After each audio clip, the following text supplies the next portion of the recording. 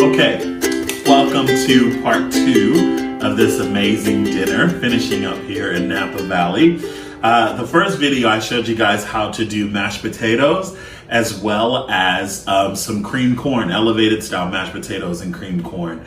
Another cool thing you could do to elevate those mashed potatoes is you could add cheese into it if you like cheese potatoes. You could add, if you have bacon, you can add that in. You could do like a twice done baked potato. You can put sour cream in it, however you want to make it. If you want to keep it vegan, just use olive oil, and you can do salt and pepper. That works just as fine as well. But now I'm going to show you guys how to do this amazing steak that I got from the market earlier as well. But before I do that, I actually want to show you guys what to do with this beautiful squash. We're down to our last little bit here from the farmer's market produce. And next up, starting up, are these beautiful, beautiful, beautiful organic squash and zucchini. And I'm just gonna rinse them off real quick. Always wash your vegetables. It's just the right thing to do, especially if they're coming directly from the dirt. I already have my pan on. Gonna add in some olive oil. This is like really the last thing, one of the last things you wanna do, because I hate squash when it just sits and gets soggy. I'm also gonna use a little bit of that Iberico fat because it's so good. I need a little bit left because that's gonna flavor our steak, believe it or not. Lost my top here. Our steak is gonna need that too, so that's one of the secrets to making a good steak is having some bacon fat. So I'm gonna move pretty quickly. Literally all I'm doing here is just gonna slice this down the middle. I love squash boats too, taking out the inside and then filling it with breadcrumbs, and you can do sausage and stuff. It's delicious. That would go good with a piece of fish. And now I'm just going to cut these just like this. If you didn't want to use the fat, maybe you're a little leery. That's how people in the South cook. You could use butter too as well. That helps flavor this. And butter and squash go really, really good. So just put that in there. I burned my hand a little bit, but that's okay. One time when I was on Food Network, the first show that I did, All-Star Academy, I had it was a sheet pan, a cookie sheet pan that was sitting on an open flame, and I didn't know it. And this is while we were filming one of the last challenges of the competition. Hang out there. Just let it get real brown. I'm gonna add an onion too. But while I was filming the last part of that, I didn't know it was hot, so I picked up the pan and it singed the whole top of my hand while I'm competing. So not only could I not stop, because if I stopped, I would have lost, but I had to keep going as if nothing happened because I was filming TV, which sucked because it hurt really, really bad. But since then, if I burn my hand or, burn something, it's not as bad as when that happened. So just adding a little bit of onion, and I still have just a half of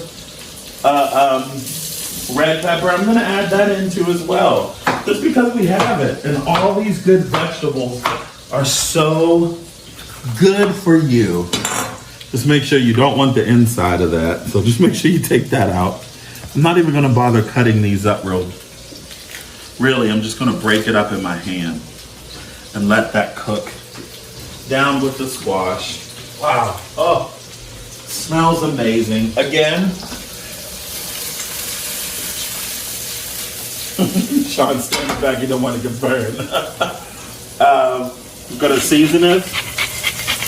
I'm only gonna do a little bit of seasoning because squash is the type of vegetable you want to cook it on a very high heat, but you also don't want to season it too much with salt in the beginning because it will absorb it and cause it to be really mushy, from what I've encountered. So you just basically season it more so with salt towards the end. But I do like to add a little bit of garlic powder sometimes if I have it on hand. And plenty of black pepper. This is how real cooks cook, okay?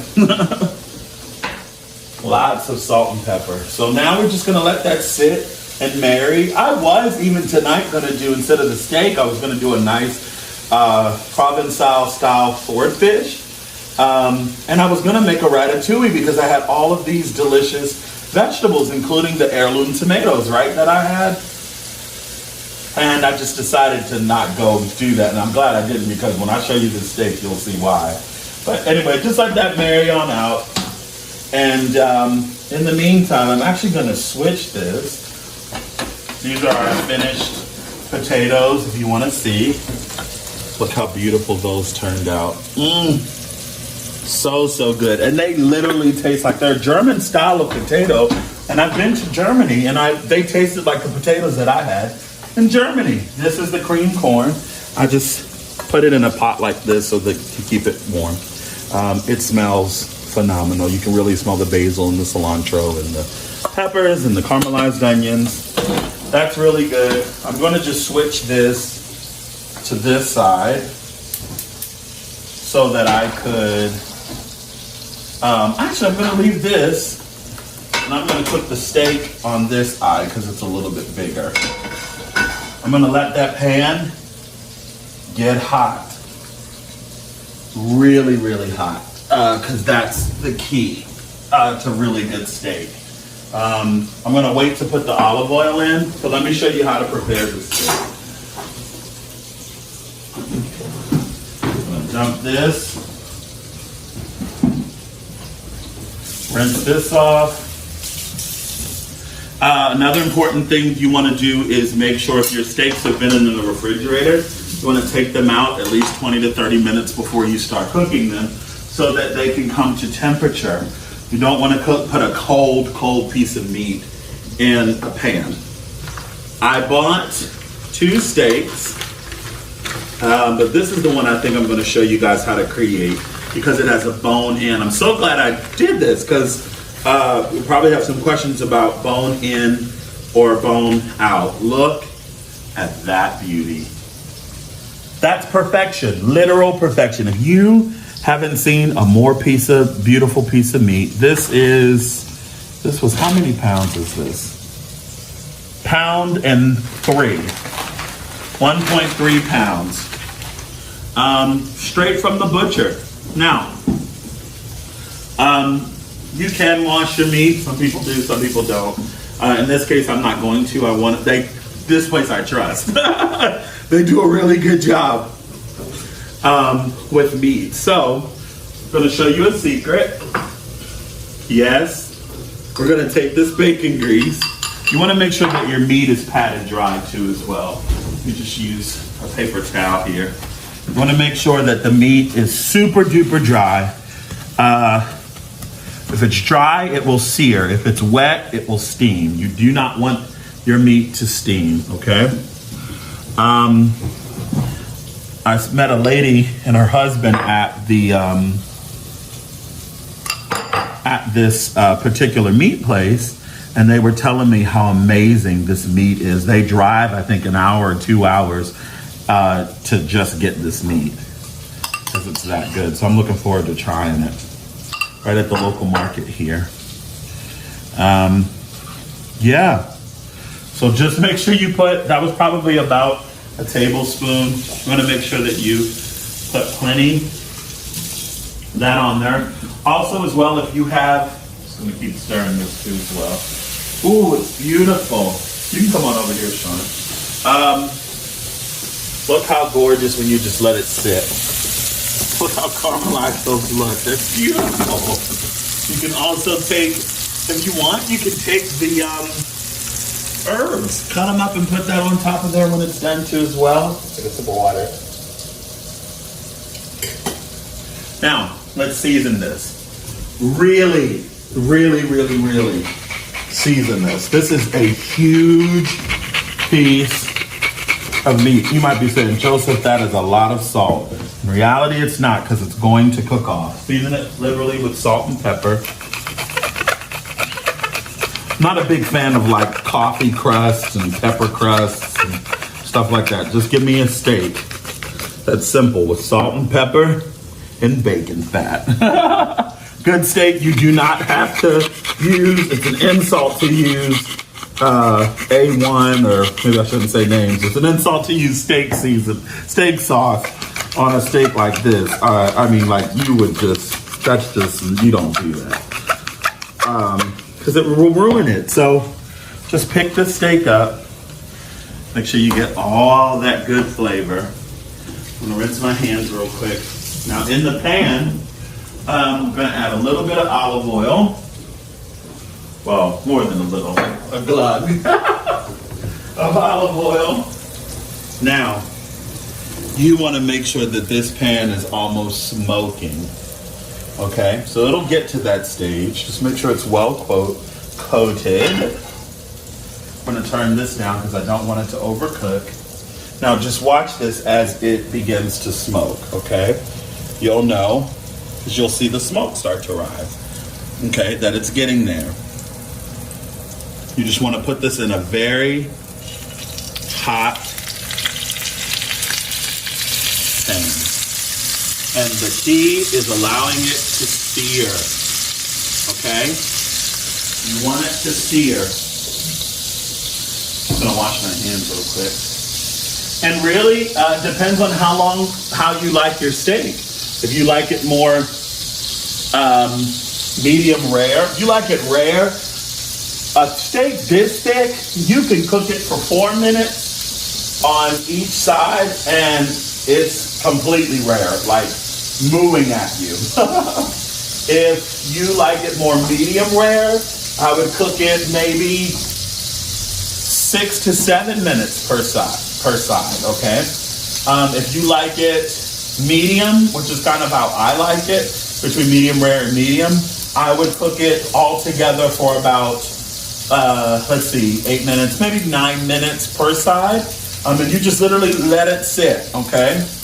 You can turn down the heat a little bit, but you just cook it. And if you're uncomfortable with doing this, just sear it, maybe 2 minutes per side. And then what you want to do is you take it and finish it off in the oven until it reaches the desired temperature that you want, medium rare, whatever. As long as it's not well done. Well done on a steak like this is beyond an insult. You think you'd offend me with, steak sauce? Cooking a steak like this well done is beyond an insult. That's just like appalling. You don't do that. Now, thank God this Airbnb has these huge tongs. Just gonna let that marinate. These are done. Really, I'm just gonna allow that to sit. Now I'm gonna add in my salt. If you wanted to make this Italian, you could add Parmesan cheese. Oh, that steak is smelling so good. Now, again, I'm cooking this probably to medium, rare, medium. So I'm just going to turn it down. It's been about 2 minutes. Look at that. That's gorgeous. And it smells so good. I'm just going to sear that.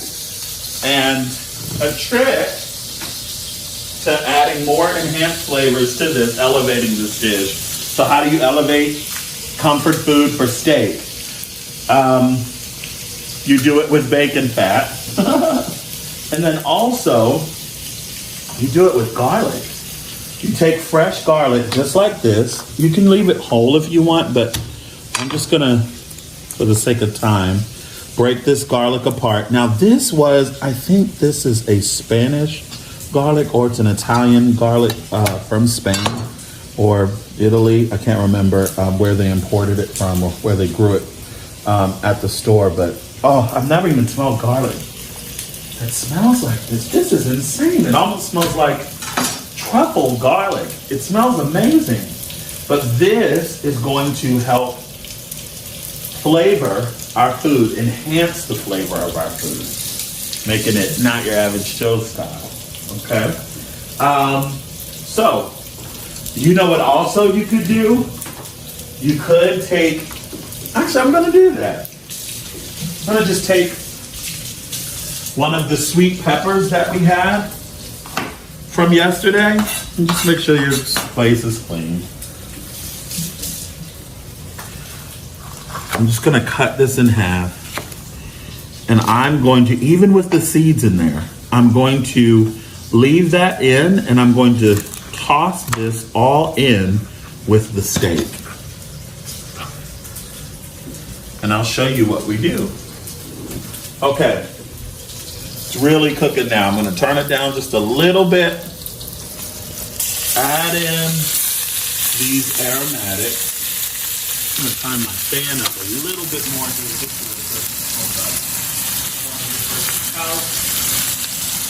Then what I'm gonna do, if you have butter, you can put butter on the top of this and you baste it. Baste it with the peppers, with the juices, with the garlic.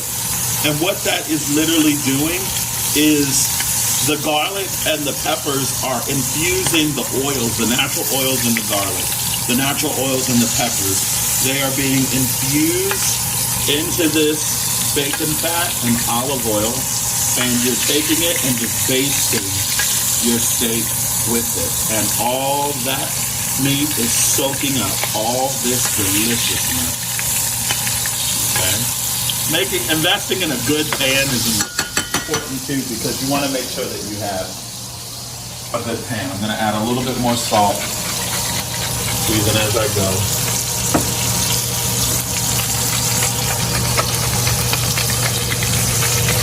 Okay. Just in a few more minutes, we'll check it. One way you can check it is you just, I can tell from touching the meat that it, it's good. That this is rare. If you want it rare, this is a perfect way to check. You just touch it and it bounces back.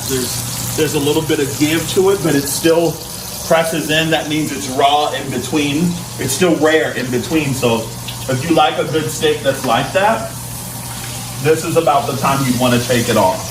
This is rare, but we're going for medium. So I'm just going to baste this again with all those delicious aromatics. This is elevating comfort food. I'm telling you. Like, imagine cooking this for, your family, or if you got a girlfriend or a boyfriend and you want to show off, if you want to get engaged, I'm telling you, cook this. The weight of man's heart that is through his stomach, this will definitely wow him. If you have the ability to cook that. Show them what you're working with in the kitchen. Wow, that is delicious. I'm going to add a little bit more salt. Just because it needs it. Ooh, this thing. That's okay. Things happen, like Julia Child. Things happen in the kitchen. Okay, we're going to flip this one more time.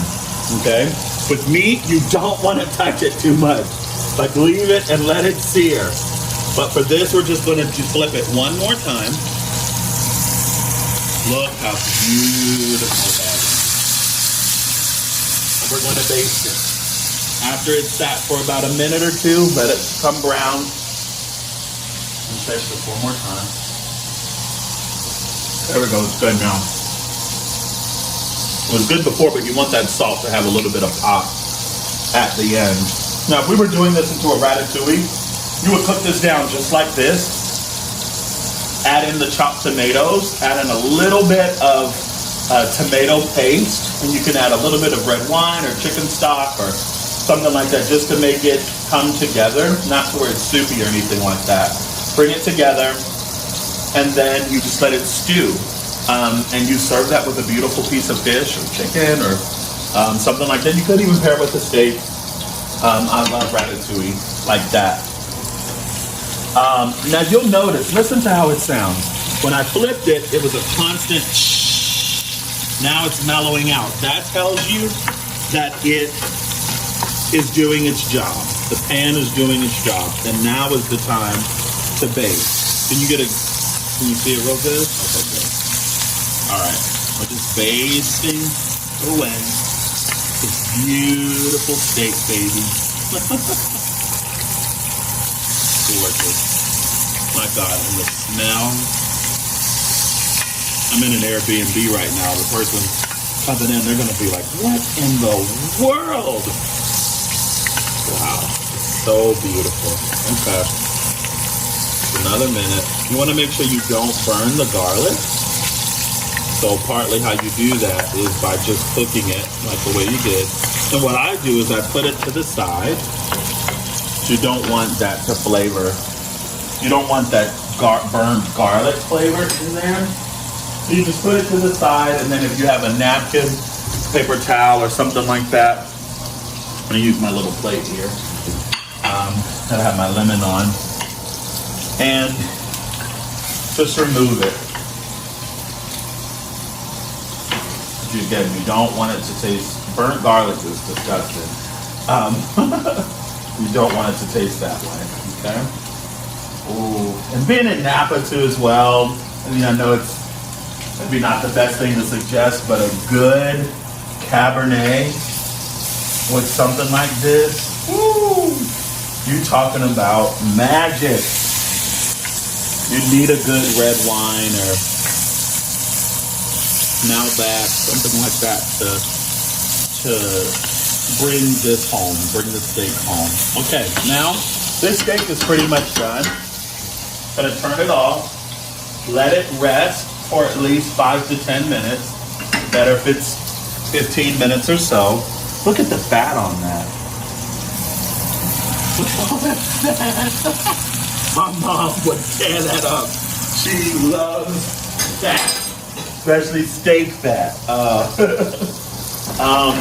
Now, I'm not going to show you guys how to plate this because this is more like a la carte dishes. They don't, marry together, but you could plate it if you want. Like if I was in a competition, I would probably take the steak, let that be the main dish. I probably would, if I wanted to just feature the steak, I would cut it up, fillet it a little bit, and put it perfectly medium rare on the plate underneath a swirl of those mashed potatoes, and then take a little bit of that corn and put it on top of that and serve it with the side of the vegetables. And that's really how it turns out. So I'll show you guys in a minute how the steak turned out.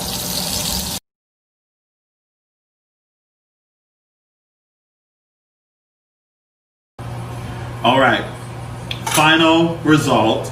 Look how beautiful this steak is. It's literal perfection. It's been resting for a few minutes. You can tell that juices are running off a little bit. The reason why you allow it to rest is because when you cut into this, you don't want all that juice to run out. You want to keep that steak together. You could add a little bit more salt at the end of this if you'd like, and pepper, just to add a little bit more flavor. That's what chefs do after it's done. One more time you season it. You could cut up some fresh parsley to put on the steak too as well. But I want to just show you guys how well it turned out. Now, look at this. It's cutting like butter. This is perfect medium rare.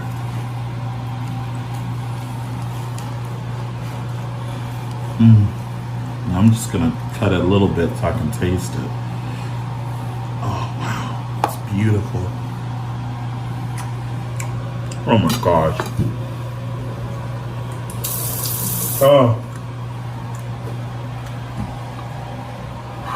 Lord, please let me move to Napa one day. Or maybe not Napa, because I love Montecito too as well. It's my other favorite spot of California, but this is truly delicious.